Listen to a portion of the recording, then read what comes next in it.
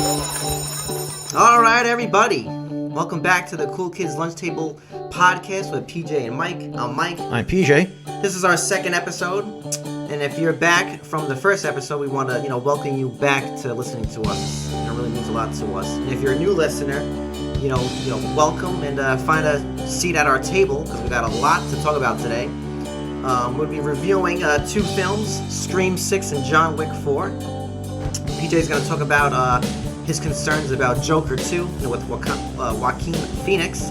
And yeah, we're just talking about movies in general today. So everyone get your lunch boxes ready, and we have a lot to get to today. So PJ, what's happening, man? Just real quick before we start, I want to give a quick shout out to one of our listeners that are in Ireland. We had one listener from Ireland. We really want to find this guy, or girl, whoever they are.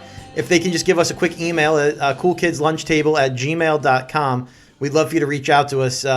You've made us an internationally listened to podcast, so we're really happy that you're on board with us and you're at the lunch table. Yeah. Always have to be Lucky Charms. Yeah, thank you. That means a lot to us. And whoever listens to us, thank you for giving us a chance. But today, PJ, I want to start off with talking about just a childhood memory. Okay? Sure. You remember in elementary school when it's time for art class or gym or lunch, the teacher's like, all right, everyone line up single file or, two lines, single file. And then someone had the job, whoever was last on line had the job of turning off the lights, closing the door, And I remember that was a really big deal, right? It gave you a sense of responsibility, a sense of independence. I never really wanted to be the guy in front because that means you actually had to pay attention and, and I didn't really like that feeling. But being the last on line, like I said, was this big kind of moment, I'm like, yeah, I'm gonna close out the classroom, And I feel like nowadays, if you told, a kid to do that, like, hey, Billy, can you turn off the lights and close the door? He'd be like, is there an app for that? So I think, and that's not a shot at today's generation. I'm just saying, my point is, and this goes into our movies, is that, we're making things that are simple complicated, and it's actually difficult to make things simple, Yeah, I agree with that. I also did not want to be the last person in line because I didn't want the responsibility of closing the door or shutting the lights. And I didn't want to be first because I didn't want to be that close to the teacher. I want to be middle of the pack on that line. Right. That's where I wanted to be. But for a movie, you kind of want to be in the front of the line, I think, because you want to stand out. Oh, yeah. Oh, of course. And I think, these two movies we're going to talk about today, I know Scream 6 has been out for probably a month and a half now. John Wick 4 just came out a week ago. But I think both these movies they both fail and succeed at the same time, and I'm trying to be as objective as possible. So we're going to start with Scream 6. So Scream 6, all right, so Scream 5 was just simply called Scream. It was basically it was a reboot. I saw Scream 5. I did not see Scream 6 yet, but I saw Scream 5. Right. And to be fair, it was a fine reboot, remake. Everything about it was exactly the same. It takes place in the same town, more or less the same characters. Obviously, it's a remake, but it even takes place in the same house. It's really, even the movie they acknowledge. These are light spoilers here, but just to give you some kind of premise about how the new Scream series works. There's some old school characters that come back, Neve Campbell and Courtney Cox. She's not. Neve Campbell didn't come back for Scream 6, but just to give you some context, so with the remake with Scream 5 is basically the main character. Her name is Sam. She is the daughter of Billy Loomis. That was the killer in the first movie. The very first movie. It was with the two guys, Matthew Lillard. Yeah, that was Shaggy. Yes, him. Okay, right. Yes. And the other, I don't know the actor's name, but he's the one basically at the end. He has the blue jeans, white T-shirt. Okay. Kind of a good-looking dude. This is his daughter. Okay. Anyway, there's another killer after her. Basically, rinse and repeat. So, in the fifth one, she, survives, blah, blah, blah, and then they move to New York City. Okay. With her younger sister, who was played by Wednesday, Jenny Ortega, who's kind of been blowing up right now. And it just takes place in New York City. They're in college now, and someone else takes on the mask. All right, so here's the nitty gritty. And that's basically the story. They just moved to New York City, and then there's someone else that's stalking them, trying to kill them, Look, this is a bad movie. It stinks. You know, Is it that bad? I mean, it's not the worst movie of all time. Okay. You know, but for another one of the installment, it is forgettable. It is cheesy. It's not even scary. I think a lot of horror films today rely on jump scares, which are fine if they're done right, you know? And this almost just seems like just not scary at all. I would think at some point the Scream movies, for me anyway, have become just overly predictable. You kind of know when they're going to be a jump scare. You know the plot already going Exactly. in. Ghostface is going to call somebody, and then he's going to murder him. Like, that's the plot of all of them now. So I love the first one. I love the first one a lot. Yeah. That's a classic. The more they make of these, I find the worse they get. Yeah, exactly. And this one is just, really just fails on all fronts. And let me just start with the good before I start really ripping it apart. But the good, like I said, in terms of acting, the main leads, I think they do a fine job. I don't know the name of the lead actress who plays the main character. She plays Sam. The girl who plays Wednesday, Jenny Ortega, she's fine. I think she's probably the best one there. Not because she's really big with Wednesday. She kind of seems... She's like a good actress. Yeah, you're very... Yeah. Was the girl from Heroes in it again? Oh, yeah. Okay, she Hayden, came back. Panettiere? Yes. I think I said that right. She's in it. Her character is fine.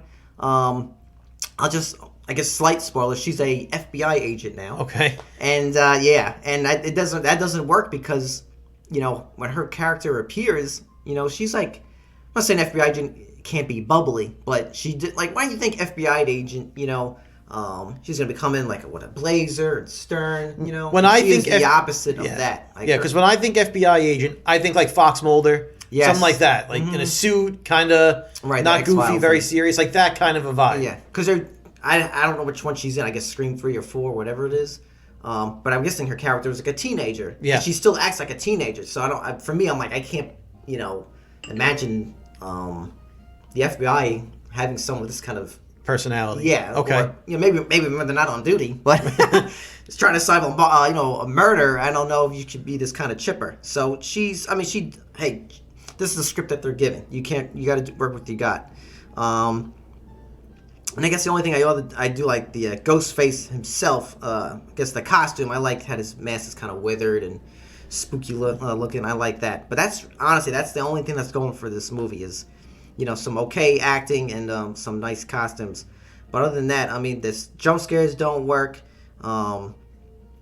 There's like way over the top gore. I think they're just trying to compensate for the lack of scariness, and it's just like, look, I don't mind seeing. I'm not one of those people, but it just seems like you're seeing someone get stabbed multiple times, and it's just way over the top. Where it's like, okay. And Scream's not that kind of movie. I think it's a slasher movie, but when I think of Scream, yeah, they get stabbed and there's murdering, but I don't think of it as like a really gory, bloody movie. Not like a Saw where going in there's going to be some gore and there's going to be some... I don't think of that for Scream. I think it's more of a movie. It's more of like a jump scare and then a murder and then you move on. I don't think of it as a gory type of movie. Yeah, so when people get killed, you don't see guts falling out, nothing like that, but it's pretty gruesome, But for me, it just didn't really match the tone of the film, which I think is the most important element in any film is the tone. It has to be consistent. And I know with the Scream films, like it kind of has, it's kind of meta, it's self-referential. Like, all horror movies have these rules, and that works. They definitely call that back, which is fine. But the gore doesn't work, and it takes place in New York City, which I was really excited about because I like how the trailer looked. I'm like, okay, it needed that instead of that small town. I don't know where it took place, Indiana, Ohio. I don't even know. I know it's Woodsboro. I don't know where that is. Honestly. I think it might be a fake town, right? For all I know.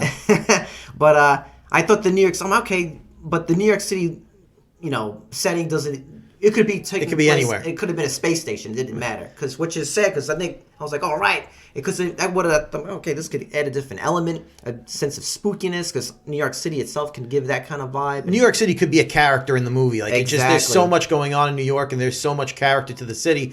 The trailer looked really cool because there was like a subway scene. Yeah. Mm-hmm. And that looked to me like the best part of the trailer when they were trying to get away from Ghostface and everything in the trailer. But I haven't seen the movie yet. I assumed I would see it when it comes out on, I don't know, Netflix, Paramount, whatever it's going to be on. Mm-hmm. I didn't think this is when I needed to spend the money on to see in the theater because at this point they're all the same. They're all very derivative, and I didn't think I wanted to spend the $20 to see it. No, in the theater. not at all. Yeah, and just with the ending, it really becomes like super villain of the week kind of thing. Kind of felt I was watching like Power Rangers, and just that's not a knock on Power Rangers, but it just kind of seemed very childish to be like, it was me all along. And I'm like, no one does this exposition, you know? Because I was like, when you do the reveal, I mean, you know, spoiler alert, there's a reveal of who the killer is.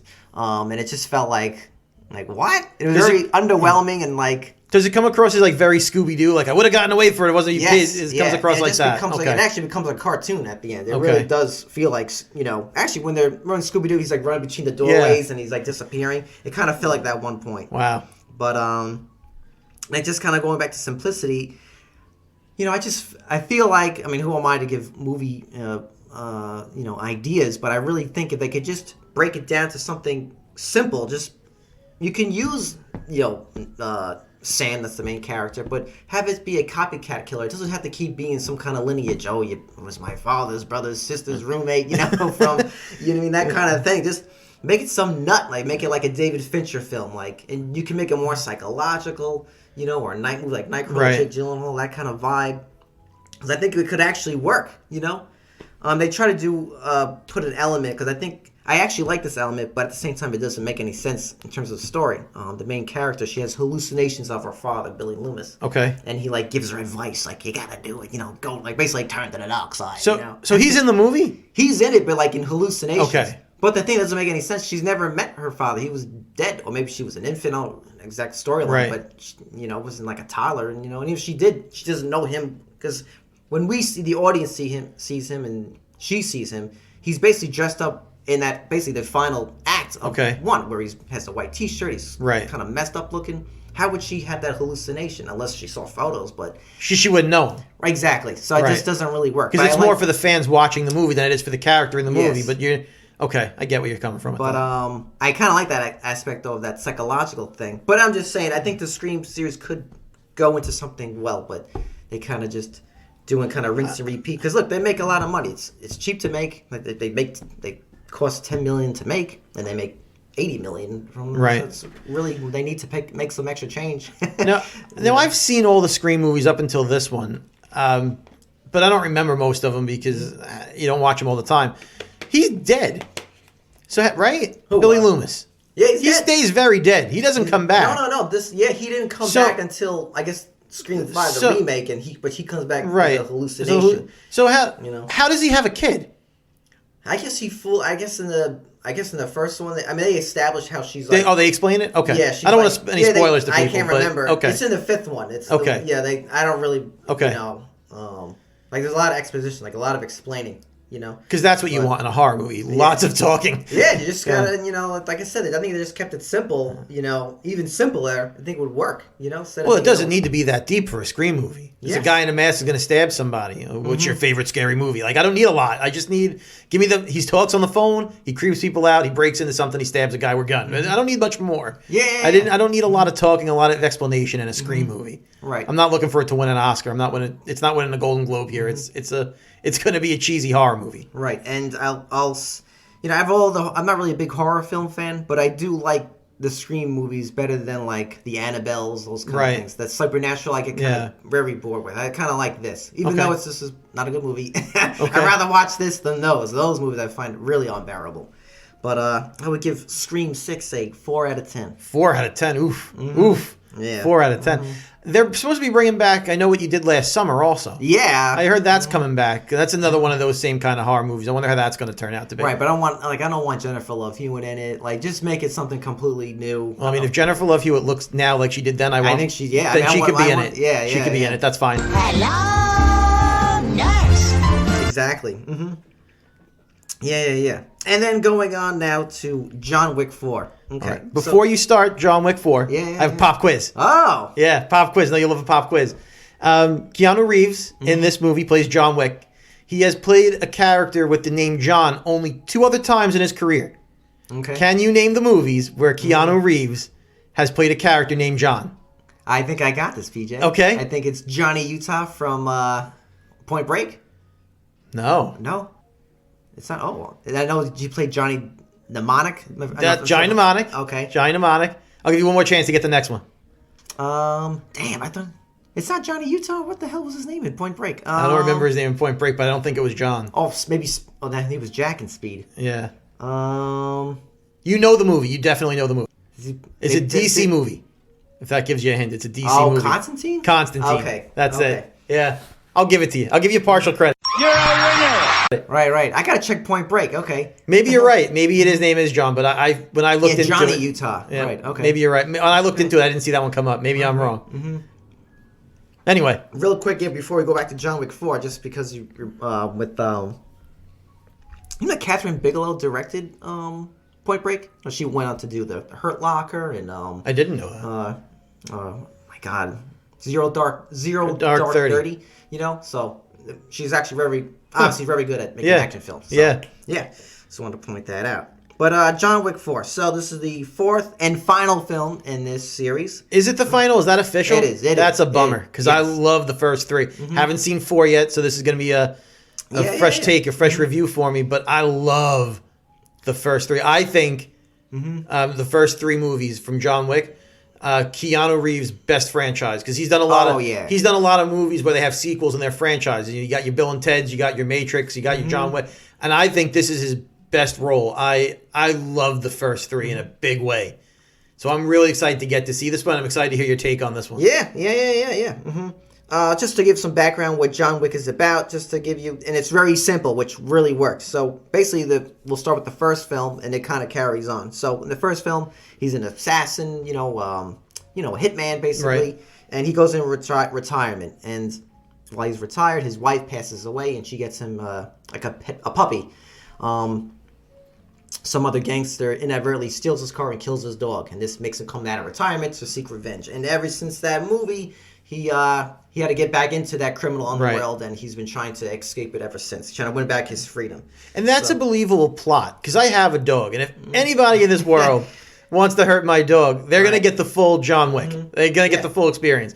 And that's what I think makes the movie so good is you can relate to the character, even if you're not a hitman, right? But you can relate to how something like that could trigger a person. Yeah. And I think that's what makes the movie so great is you want to see him get the revenge in that first movie because like you hurt his dog, you deserve to get all the John Wick you can get. So I think that's what makes the first movie good is how relatable it is. Yeah, I think that for sure. And look, the action is great in these films. It's not quick editing. They're long takes, very much like a Jackie Chan, those kind of Crouching Tiger, Hidden Dragon. Like you see, it's just one shot. You're seeing it. These are modern day martial art films. Yes, they have long action takes. They are very much filmed in the vein of those old school martial arts movies, just in a much more modern setting. And I think, I mean, people don't watch those old martial arts films as much anymore as they used to, but they're great to watch. Yeah, and they still hold up really. They do. Honestly. They really do. And this is just in that vein, still and that's fun why I to love watch. it. Yeah. But yeah, with John Wick, with the fourth one, it's the final chapter, and I think the first one is still the best one. I love the second one, just as much as the first, but the first one I think still rules over all of them. I think John Wick 3 is probably the weakest one, but now we find ourselves at John Wick 4. So I want to preface this by saying, before I saw the film, I watched reviews, non-spoiler reviews, because I really wanted to see, what they said. So I agree with some of them, some I totally disagree. But anyway, going in, I wasn't biased or anything. I was excited, you know what I mean? All that kind of stuff. I didn't watch maybe 2 reviews. But anyway, so I'll just give the plot for John Wick 4. Very simple, which works. So... And we'll keep it as spoiler light as we can, but if there are some spoilers, that's going to happen. We're talking about nothing major. They'll be very minimal. Nothing that's going to affect any surprises or anything. So with John Wick 4, basically, to win his freedom, he has to challenge, I'm making this as simple as possible, the main boss to single combat. Okay? When they in the movie, it's in the trailer too, when he said single combat or something, I kept thinking of Mortal Kombat. Finish him! Fatality. Man, I kept thinking Keanu could turn into like Liu Kang, you know what I mean? But when they say that, it really made me think of Mortal Kombat. It kind of somewhat feels like that because he's almost tournament fighting. It's the way he's fighting everybody, the big guy, all these kind of challengers and everything like that. But yeah, we'll start with the good. We'll start with the acting. Look, Keanu, like we said, this is one of his best roles. I think this is probably one of his best. Neo from the Matrix. The first one we know what the Matrix still is the king. I really like him in Speed. I think those for me. That's like his triforce, his holy trinity of his roles. So you don't put Ted Theodore Logan in that, huh? No, he's great in that. It's a very good movie. I love all three of those movies, and I think Ted Theodore Logan of the Wild Stallions is his best role, and I think John Wick is his second best role. Right. I would probably say Neo from the first race is his best performance ever, Okay. and then probably John Wick, and then Speed really holds it down. Speed still holds up. Really. If you watch it now, it holds up. Absolutely, and that's another great movie that has a simple, Yeah. premise, and action actually helps advance the plot, which is what really works for a lot of. That's how action movies should work, is when the action advances the plot. But great. He's awesome in it. Donnie Yen. He's like the basically he's a character. He's a blind character. He's kind of like John Wick in a way where they were friends. But he gets blackmailed into coming out of retirement to get John Wick. That's not a major thing. Lawrence Fishburne's back in it. Ian McShane, he's back in it. He's great. He's so cool. And the late Lance Reddick. I was gonna say, this is probably his last role. I don't know if you filmed anything else after this. This might be the last time we see him. So yeah, and that's a great role. He was great in all these movies. Also, yeah. Real sad that guy died so young.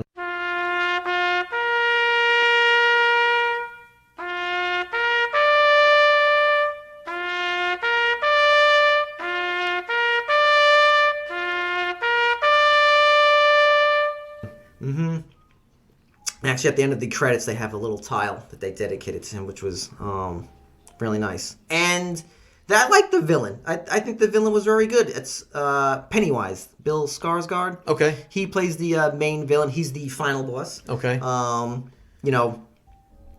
He has a great kind of like French accent, and I think he's in the film. I don't know if he is, but he's very tall, and he has his kind of weird eyes, thinking maybe in general, Yeah, he's So, a creepy actor. He does a lot of creepy roles usually. Yeah, so he plays a really good villain. You kind of hate him. And, I guess I'll get into what I didn't like, but what kind of hurts, I think, the John Wick series is like you don't have a long-lasting villain. So if you would have introduced this guy, maybe even John Wick 2, it would have been a bigger build-up. Like, Right. all right, he's got to, fight Like the he's main finally guy. going to fight this guy. Exactly, like Star Wars, like the Right. Emperor or Vader. You had this build-up. Yeah. This kind of, came here in John Wick 4. But it's fine. I think another thing that works for these films is just the cinematography, nice neon lights, and then just it has a style. You see it, it's John Wick. Action is very good, long takes, and the finale is very good overall. The finale works. Things I didn't like. I think this movie was too long. It's close to 3 hours. Oof. I think you could have cut an hour out of it. And that's actually an hour of action. This movie's mainly just action, which is fine. But it becomes very mindless at some points, quite honestly. It gets a little boring, Okay. In my opinion. It gets a little too long.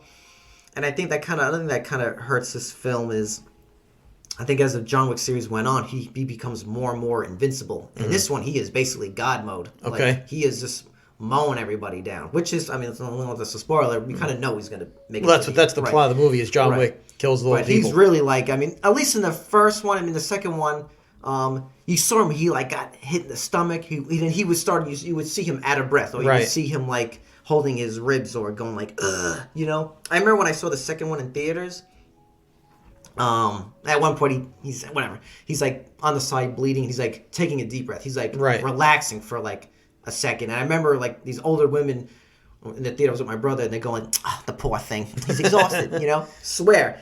And you don't really get that in this one. And it slightly kind of, for me, slightly takes me out of it. Like, he really takes he takes a beating at the same time. He just doesn't, and we know he's like, this is a movie, kind of like going back to Scream, where some people are like, how did they survive this? They got impaled or Right. fell off a building, you know what I mean? But some of that, like I said, comes a little bit too cartoonish. You know what gets me about some of these movies? Where it's one long take and you just kind of following somebody through the course of like 3 days with no break. Yes. Like, when do these people go to the bathroom? Yes, and that's the other thing. Like, I feel like the other ones, like, he kind of took him, and that's another thing I felt like, honestly, this isn't, like, I guess somewhat of a spoiler, is, not like in the first or second one, he will look on his cell phone, pictures of his wife, Right. or his dog. He doesn't mention any of about his dog or his wife until really the end of the film, which is fine, but I think you kind of needed those moments because it would make you kind of root for him more. Right.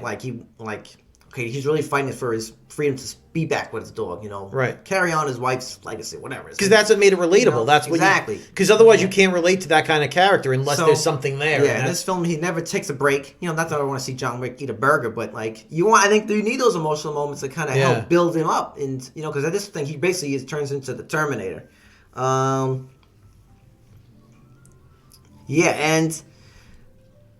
I just kind of, like I said, I said some of the action becomes a little too cartoonish. I know all these moments and these movies have a light-hearted moment in it, which is fine, but some of it does kind of for me, it gets a little too cartoonish. But yeah, the ending the finale is very good. Very, looks like it's very inspired from Logan and Gladiator, these kind of Western type films. It doesn't, it's really good, that kind of sense of it. These are some things I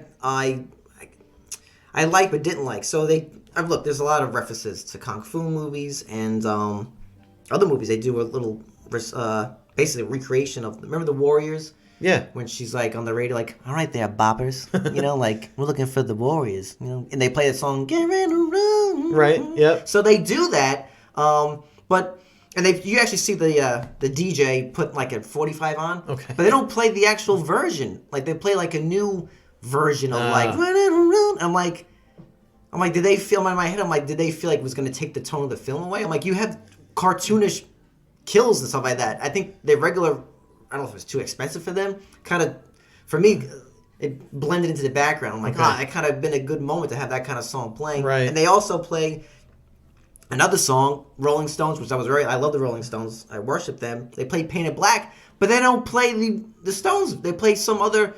The scene takes place in France, so they have a French version, which is fine. But I think it would have been more impactful if they used and you see them putting on 45, so you're assuming it's going to be the real version. I know nowadays vinyl's big, but I really think but that didn't kill the film for me. But like I said, overall, John Wick was very good. I don't think it's I think a lot of people are kind of overpraising it, quite honestly.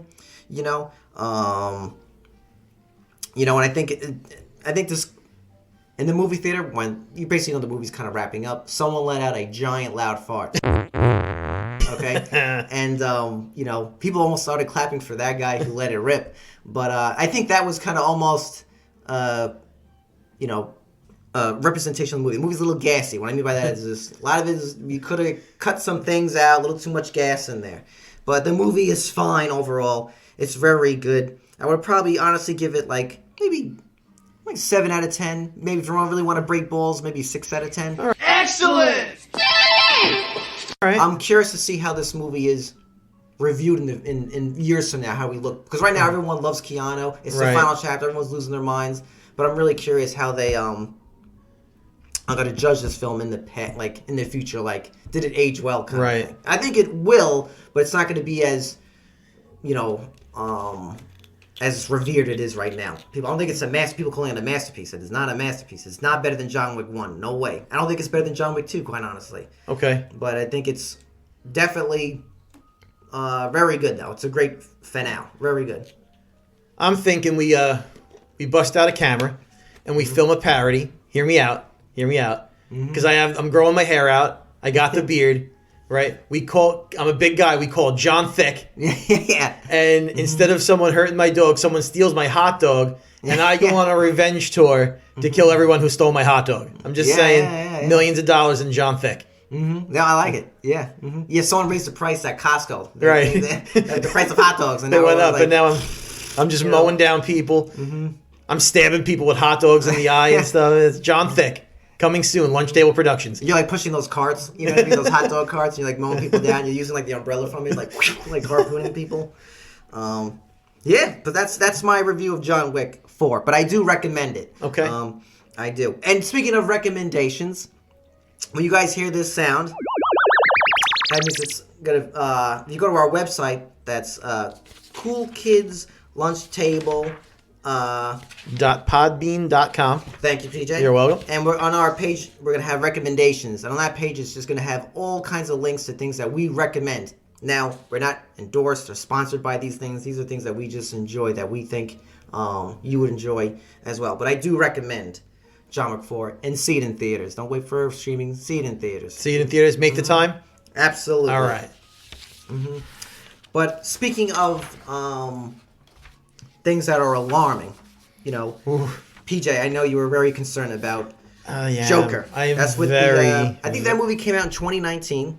It did. I think it was around there. And look, here's the thing, people. I saw the movie, The Joker. I'm a huge comic book fan, right? Thousands, hundreds of thousands of comic books floating around my house, my storage unit, right? I've read all the Batman and all the Joker. And my problem with the first movie, and I'll preface this by saying I liked the movie. I think it is a good psychological thriller, a good character piece. It is not a Joker movie by any stretch. That's not the Joker for me. If he doesn't fall into a vat of acid, right, it's not the Joker. You know how I got these scars? But the movie was good, okay? Right. I think this wasn't going to try to be like that kind of film. I know, This but- is taking, But then just make it a movie. Then just don't call it the Joker. Don't cash in on the property's name. Right. Because Well- it's not. But all right. It exists. Well, as I say, one of my rules for me is like tone. The most important about a film is tone and like knowing what it is. Like Right. it knows this is what it is. It's Right. not like Scream, like I said, 6. It's where it's a half cartoon, half reboot. I don't know what it is. No, you know? the- so I think Joker knew what they were It making. did. Todd And Phillips. the plot was very good. The cinematography on that movie was very good. It just isn't a Joker movie for me. So that brings us to now Joker 2 is coming out. And in my, so you like Joker 1? You like? I like it as a movie. And I respect it as a movie. I don't like it as a Joker movie. Have you rewatched it since? I have. Do The you- first time I saw the movie, by the way, was a really great experience. I saw it during Comic-Con, actually, in New York City, in New York Comic-Con. The day was over. We finished up at Javits Center, and we had nothing to do that night. So we got something to eat. We were like, let's go see a movie. We're in the city. We got to kill some time, right? Let's go see a movie. And the Joker was on. So we were like, all right, we'll go see the Joker. That makes sense. We're here for Comic-Con anyway. We'll go see a comic book movie. It'll make it a whole comic book weekend. So I see the movie at like 10 o'clock at night, whatever, right? So the movie lets out kind of late. It's almost midnight. And we're walking home or back to the hotel because we were staying in the city. Right. And like I said, it's Comic-Con. So there were Jokers on the streets wow. of Manhattan. Right. After I just watched that movie where there were Jokers in the streets of yeah, Manhattan yeah. murdering everybody. So then I'm like, this is creepy. Right, This is some sure. creepy shit right here. So I'm like, so that's how I saw the first movie. So even that made that a good experience. I just don't call it a Joker movie. I do like it though. I think it was an interesting take. I think it's an interesting character. I just don't think he's the Joker. Bringing me now to me minding my own business the other day, scrolling through social media, and I see a picture of Lady Gaga.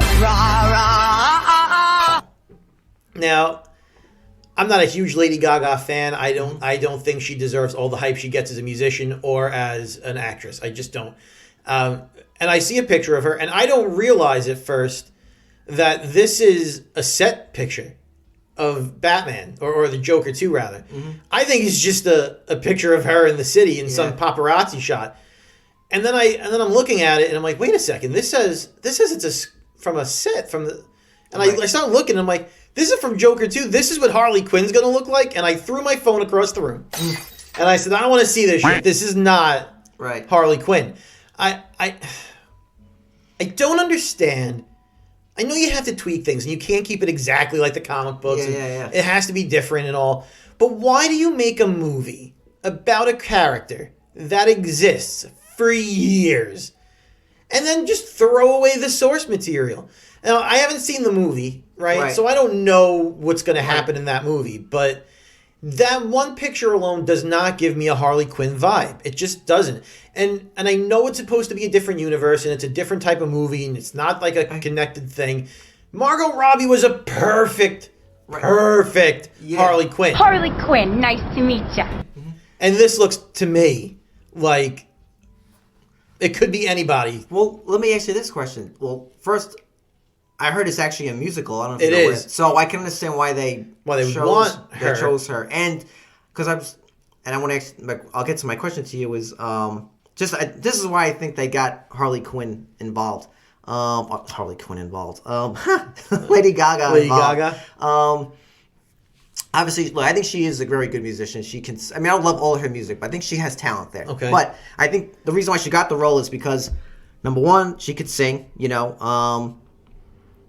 I'm sure she has some. She's done movie before, and Todd Phillips is directing. And Todd Phillips, he's the guy who made Hangover, and all those films.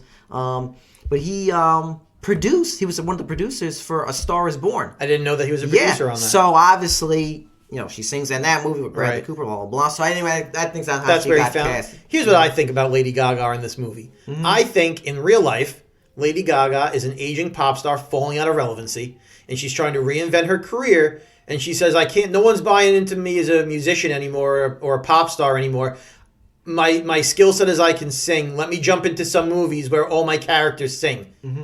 Yeah, it just doesn't do it for me. Like, I can't picture her as the Harley Quinn from the comic books, and I know she's not the Harley Quinn from the comic books. I mean, he's not the. Yeah. But then don't make it a Joker movie. Don't make it a Harley Quinn. Why? Why are you making movies based on source material and throwing it away? Harley Quinn has existed before this movie, and that character will exist after this movie, and will always be more relevant than this movie. So why are you trying to change something that's it makes me angry. No, it's a fair point. It makes me angry. I think it's just about matching tone, because you can't have Joaquin Phoenix's Joker and have someone going like, "How you doing, Mr. J?" I know. It's not gonna work, man. I know, but then don't make this movie, because no one asked for. I don't like it. I don't like the idea of it. I didn't like the idea of them even doing a sequel to this. No, because the first one as a standalone piece is fine, and it's doing a musical, which is. I mean, is he going to be Johnny? Is he Joaquin sang in Walk the Line. He was Johnny Cash. He didn't sing well in Walk the Line. Not that I should talk. I can't sing at all. But he didn't sing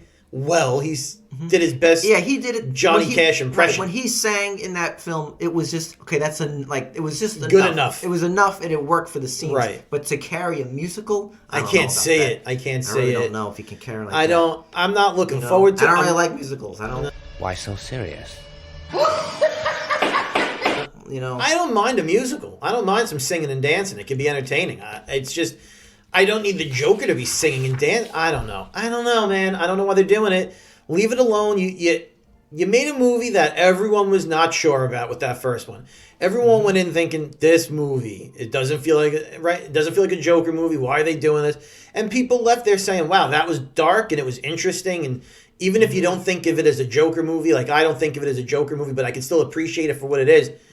Leave it alone. Yeah. Leave it alone. Don't make a second one, and then don't make a second one into a musical for the Joker. Stop. Yeah. It's not hard. The Joker has existed since the 40s? You have plenty of material to figure out how to make a Joker movie, and then never has he been a singing villain.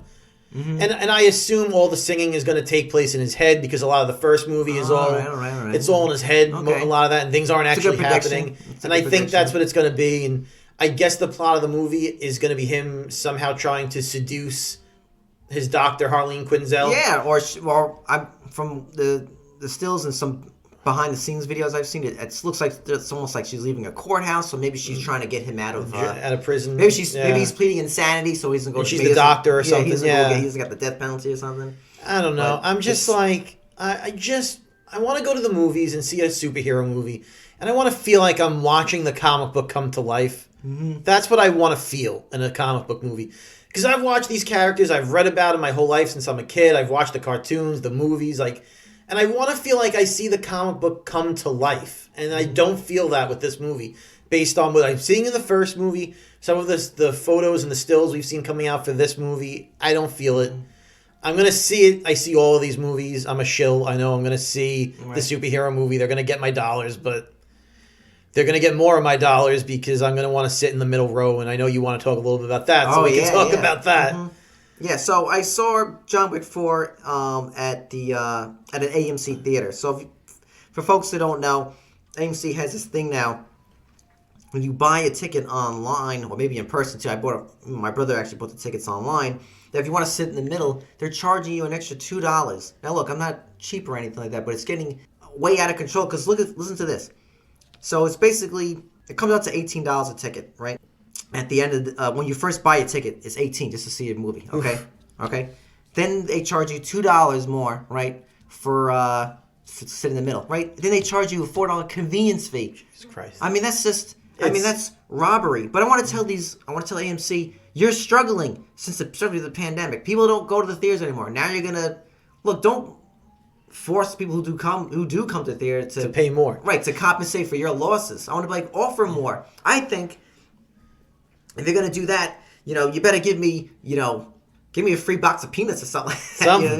You know what I mean? Or have it super clean in there. Or be very stern with people being quiet. No cell phones. Really break balls. Don't charge me for this if you're gonna. I think it's just ridiculous. What's the incentive for me to go to an AMC theater and pay more if I can go to a United Artists theater and not pay more? Yeah. Because if United Artists isn't going to raise their prices, or any of the other movie theaters that are out there aren't raising their prices, why am I going to go to AMC and have to pay more? It doesn't. I don't understand the logic behind it.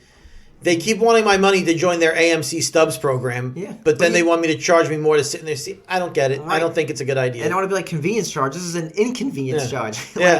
Please. I just don't like. I feel like it's just turn. I wouldn't be surprised if they're somewhat owned by like Live Nation or Ticketmaster. Who knows? There's some kind of monopoly, plutocracy, whatever it is. You're gonna feel even worse about it too, because like. It's already expensive to see a movie. Now it's going to be even more expensive. And when you go to pay this much money and it's a shitty movie, you're going to be like, I paid extra to go see this? Oh. Right. And it's gonna discourage people from going to the theater, man. I don't get why they're doing it either. Right. For my brother and I, it came out to $42, basically. All right, 43. Okay, $42.76. Okay, like I said, that's for two people. That's for two people. That's just to get in. Okay. Let's say if you want to get a Slurpee or you want to get a bag of popcorn. I mean, like, and also you have a family, Oh my God. I mean, for real. I think it's way, just to see a movie, it's just not worth it. And I'm going to be like, well, this is why people aren't going to the theaters. I mean, if you're going to start charging, like I said, we're not seeing a concert. If I'm going to try to get up close to, no matter where I sit, I'm never going to actually be able to touch, Tom Cruise. Okay? Right. It's not happening. I'm not going to be able to, I'm not going to be able to, it's anywhere, it's the same thing. So I think it's just ridiculous. And besides AMC pissing me off, I think what else is pissing me off is people in the theater. When I saw John Wick, it's all adults. You're not going to have little kids there. I have people talking, people on their cell phones. Like, what is this? I'm like, I was like getting like, saying like, oh, I'm like one of those, like an old man, but it's like, can we have respect? Like, what happened to common courtesy? I don't really. And that's why I'm like, part of me's like, you know what? I want to just stay home, man. Good. Put it. I'll get a projector at home. I'll watch it there because it's getting out of hand. Really, I think it really is. And these are adults. It's not kids. If it's kids, sometimes I give a little leeway. I was a kid once. I was a teenager. I'll leave. Sometimes I don't really care about that. But if it's an adult, that pisses me off. Kids, I don't really mind. Teens doesn't bother me. I went to a movie with a buddy once. Speaking of people doing things in movie theaters that are like, oh my God, how are you doing this in a movie theater? Ate a tuna fish sandwich in the movie theater, and like the whole theater now smells like a tuna fish sandwich. I can't appreciate a movie. I can't watch the Avengers when I feel like Chicken of the Sea is taking over my senses. It's like, I don't know. People do some weird shit in a movie theater. But I have a big TV at home now. I got a big giant 4K super awesome TV, and I would just love to watch every movie on that and never have to go out to a theater again. And I used to love the movie theater because I'm a big movie guy. But now it's like if I sit at home, I can pause the movie if I want to go to the bathroom and not miss anything. I'm not paying a tremendous amount of money for crappy popcorn. Yeah. I just rather watch it at home, and it's because the theater doesn't create a good experience anymore. It really doesn't. And one of the things, exactly. And one of the things, like, I don't mind if someone orders, popcorn or a soda, but now they have you. I understand they're trying to make the theater. They're trying to entice people. This has been for a while now. You can order food. Well, I'm trying to watch John Wick, man. I swear to God, this happened. I hear someone go next. It's like Mr. Wick. Well, you have to fight the main boss at single combat.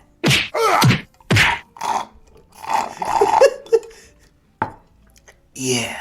And I'm just like, I got Keanu Reeves in one ear. I got, Pepsi Max in my other. And I'm just like, what are we doing here, folks? I mean, like, I know we had straws and stuff like that for decades, but it just seems like people are just on this. They're just getting way too comfortable. Like I said, you have one guy farting during John Wick. You got people eating a turkey leg. Like, what are we doing here, man? Like, what are we doing? Like, what are we paying for? What the hell is this? What kind of movie experience is this, man? At most, it's 3 hours. It's 3 hours. You can't wait 3 hours to get dinner after the movie. Exactly. How could you even enjoy the movie? That's like you're like, I can see where you're at home. You can pause it, or if it's like, it's just we're getting way out of hand. I don't know.